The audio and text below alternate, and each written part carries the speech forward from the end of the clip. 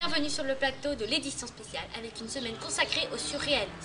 Ah, on me signale le thème en riche. Oh, nous discuterons autour du thème de la fenêtre.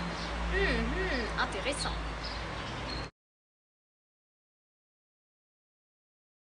Évidemment, nous ne faisons jamais les choses à moitié.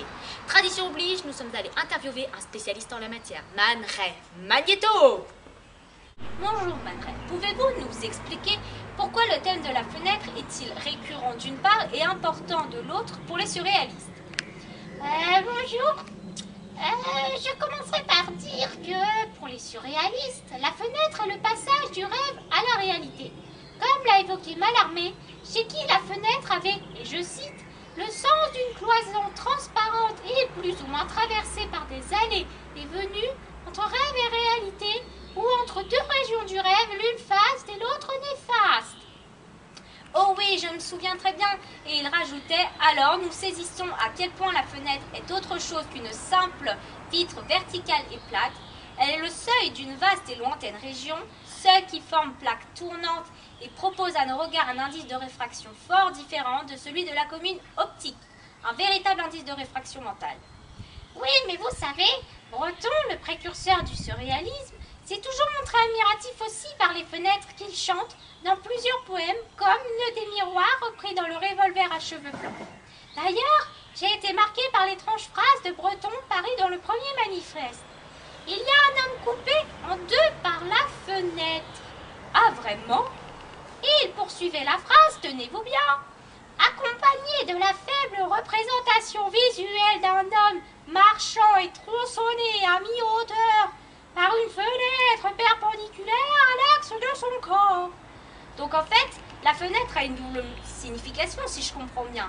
C'est-à-dire que non seulement la fenêtre invite à l'imagerie de la transparence, mais elle permet la transmission du message, n'est-ce pas? Oui, d'ailleurs, on se souvient de Nadja déclarant à Breton, l'as dauphine, vois-tu la fenêtre là-bas? Elle est noire comme toutes les autres. Regarde bien, dans une minute, elle va s'éclairer, elle sera rouge. La fenêtre est aussi un lieu de métamorphose.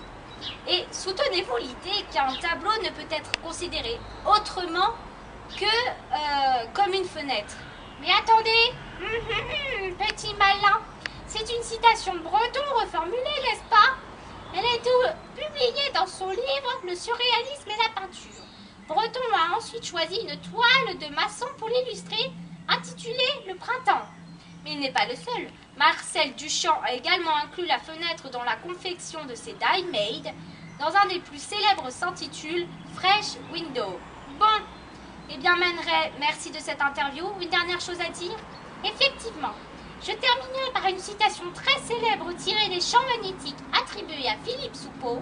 La fenêtre creusée dans notre chair s'ouvre sur notre cœur. Or, on y voit un immense lac où viennent se poser à midi des libellules mordorées et odorantes comme des pivoines.